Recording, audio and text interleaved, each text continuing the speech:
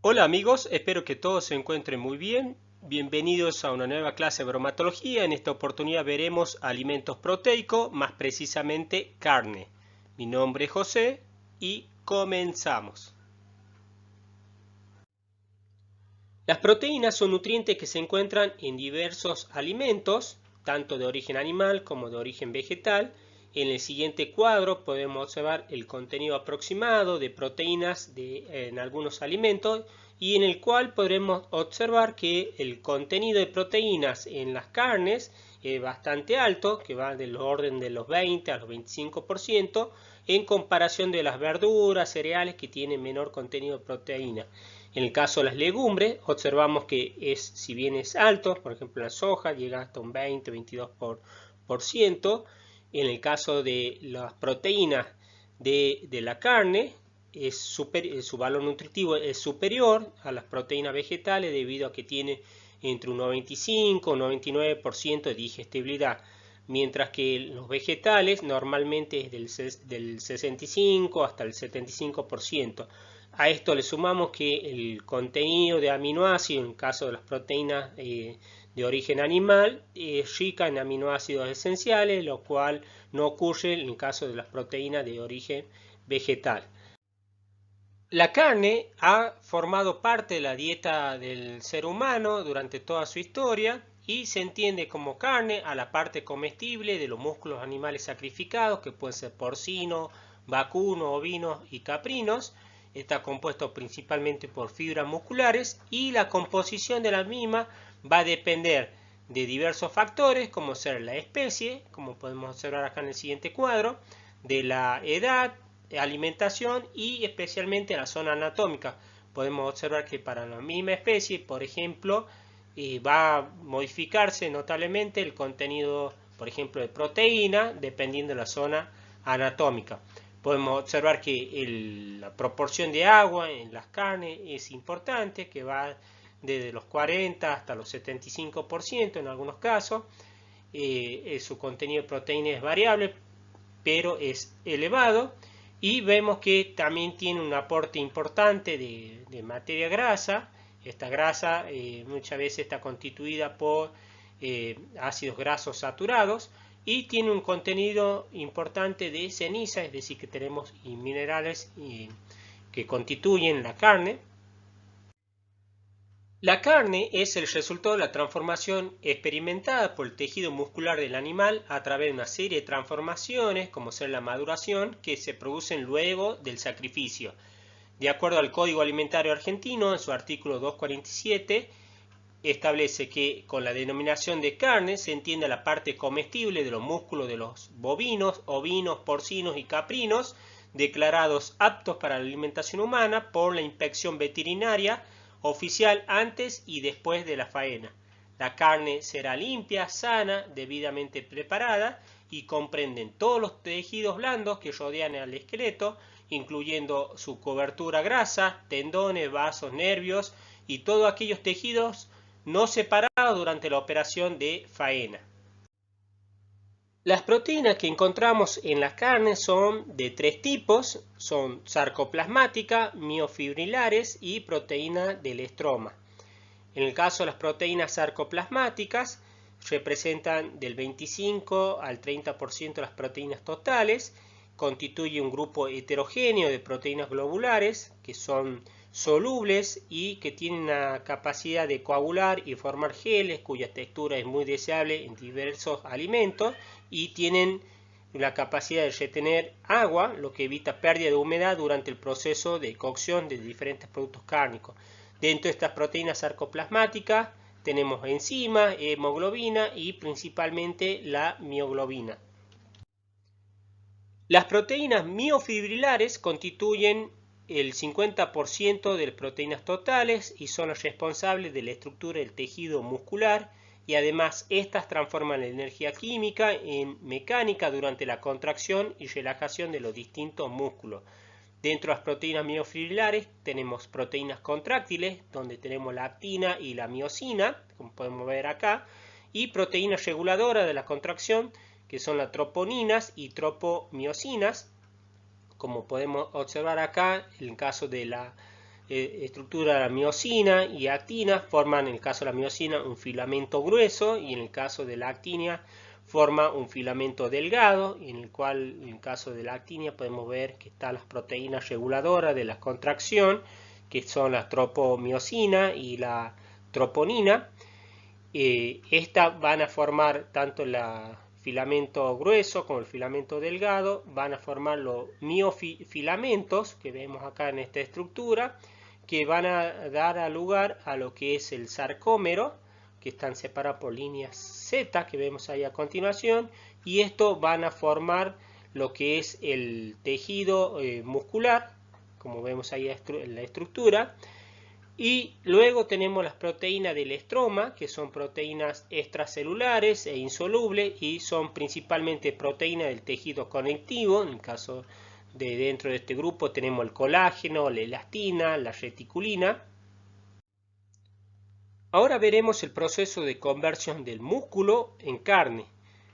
Al realizarse el sacrificio del animal, se paraliza la circulación y no llega oxígeno a la célula del tejido muscular, y se produce una caída del potencial redox que interfiere con la obtención de energía por parte de la célula, cuya principal consecuencia es la puesta en marcha de una glucólisis anaerobia y un catabolismo del ATP. Esta glucólisis anaerobia va a originar, por un lado, ácido láctico a partir del glucógeno, es de ahí que vemos que incrementa las concentraciones de ácido láctico, disminuye la concentración de glucógeno. Esto va a ocasionar que se produzca una disminución del pH, es decir, una acidificación del músculo y un agotamiento del ATP. Entonces, como vemos ahí, va a producirse una disminución, un agotamiento del ATP. Esto va a ocasionar que la miosina y la actina se unan para formar la actomiosina, que lo que origina un endurecimiento, rigor mortis, como podemos ver acá en esta imagen, que va a ir desapareciendo de modo gradual al degradarse esta estructura muscular por acción de enzimas, principalmente las captecinas y las calpaínas, liberadas de los lisosomas por el pH ácido que presenta ahora el tejido muscular. El complejo conjunto de todos estos fenómenos incide principalmente en el color, textura, sabor y aroma del producto resultante. Lo que se denomina carne, la maduración de la carne es un proceso en el cual el músculo va ablandándose y mejora la retención del agua. Entonces vemos que todo este conjunto de transformaciones van a incidir sobre todo en el color, textura y jugosidad y sabor, aroma de la carne. Acá en este siguiente esquema podemos observar lo que habíamos mencionado anteriormente, el proceso de maduración, en el cual el músculo se va ablandando. Habíamos mencionado que una vez sacrificado el animal se paraliza la circulación, va a descender el contenido de oxígeno del músculo, se va a producir un descenso del potencial óxido-reducción. Esto separa la respiración celular y va a comenzar una glicólisis anaerobia. Esto va a producir ácido láctico disminuyendo el pH. Esto va a provocar un descenso de la producción enzimática de ATP, va a producirse un agotamiento del ATP, va a formarse irreversiblemente actomiosina, como hemos visto, provocando el endurecimiento.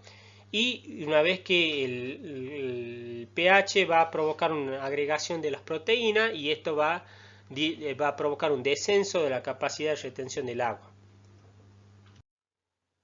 Como se mencionó anteriormente, luego del sacrificio, el glucógeno se convierte en ácido láctico y se produce un descenso del pH, lo cual es necesario para producir una carne tierna de buen sabor, calidad y color.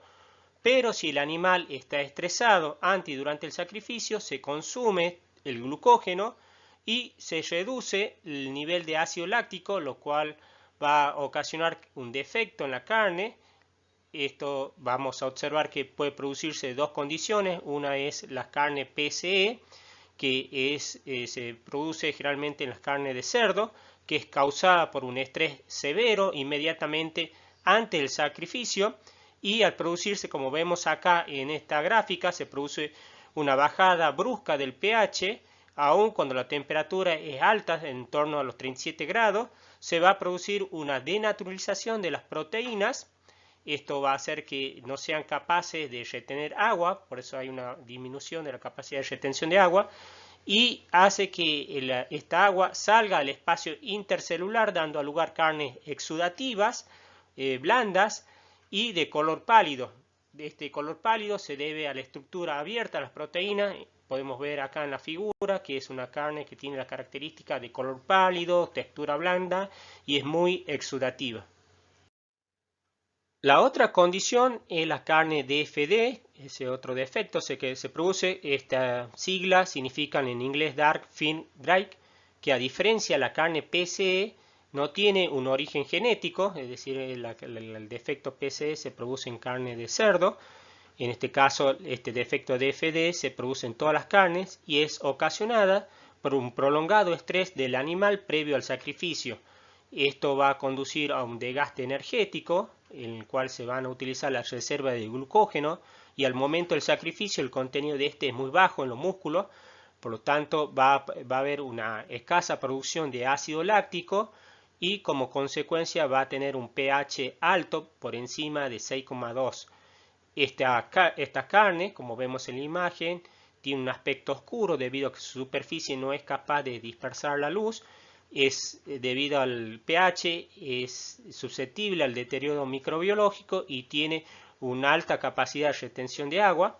Y las características de esta carne, como podemos ver acá, es un aspecto seco, de color oscuro y textura firme. Entonces, esta sería la condición normal de la carne. Y esta sería la condición, el aspecto que tiene una carne PCE con el defecto PCE.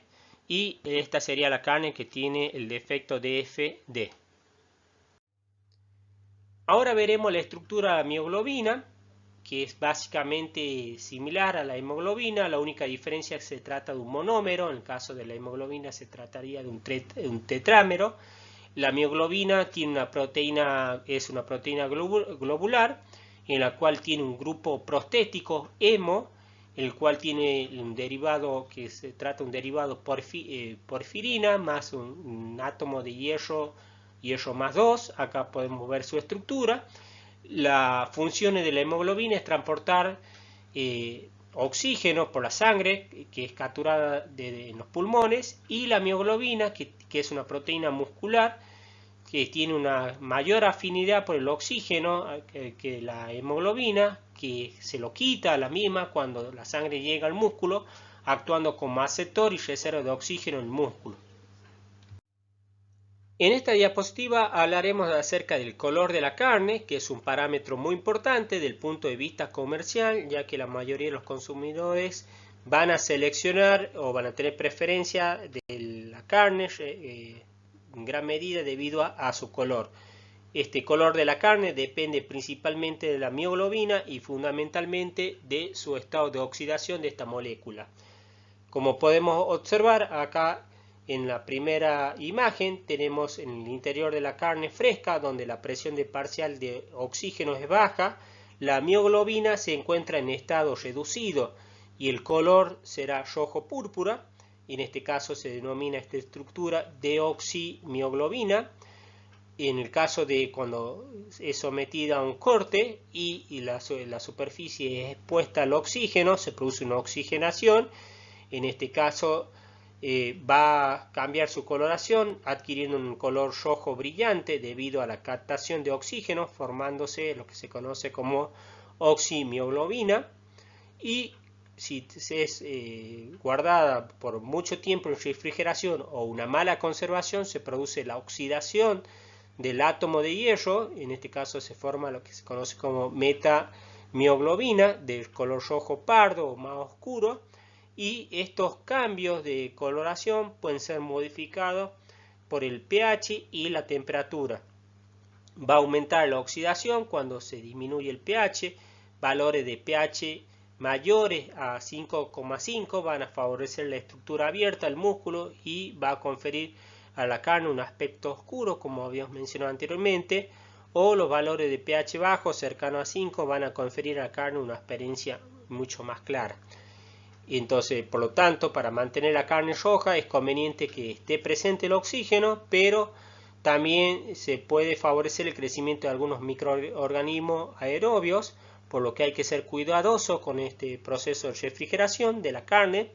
Y el grupo hemo puede puede formar sustancias rojas o rosadas cuando se le adiciona nitritos en los procesos de curado de los embutidos. Ahora hablaremos acerca de la capacidad de retención del agua, que es una propiedad muy estudiada en la carne, ya que va a afectar al color, a la terneza y jugosidad de los productos cárnicos. Esta se define como la capacidad que tiene la carne para retener agua constitutiva durante la aplicación de fuerza externa o de tratamiento. La distribución de agua en el músculo va a depender de la interacción agua-proteína y de la interacción proteína-proteína, de los espacios del retículo proteico muscular donde se encuentran las moléculas de agua. Aproximadamente el 70% del agua constitutiva de la carne fresca se encuentra en las miofibrillas musculares y el 20% en el sarcoplasma y el resto en el tejido conjuntivo. La formación, como habíamos visto, de ácido láctico, por ende la disminución del pH durante el periodo post-mortem, es responsable de la reducción general de los grupos de las proteínas que puedan formar uniones con el agua. Esta reducción en el número de grupos reactivos ocurre porque el pH alcanza, como vemos acá en la imagen, el punto isoeléctrico de las proteínas miofibrilares. Esto significa que el número de cargas positivas y negativas es similar y como consecuencia de esto el número de grupos reactivos disponibles para unirse al agua va a disminuir. Esto hace que además que la estructura de las miofibrillas se estrechen de manera que el espacio en su interior sea más compacto, lo que hace que se reduzca notablemente la capacidad de albergar agua. Entonces esta capacidad de retención del agua, como vemos, está estrechamente relacionada con los factores de maduración del pH. Muy bien amigos, llegamos al final, eso sería todo, espero que les haya gustado el video. Si ya saben, si les gustó, me dan un like, pueden hacer algún comentario, sugerencia y suscribir al canal. Nos vemos la próxima, saludos.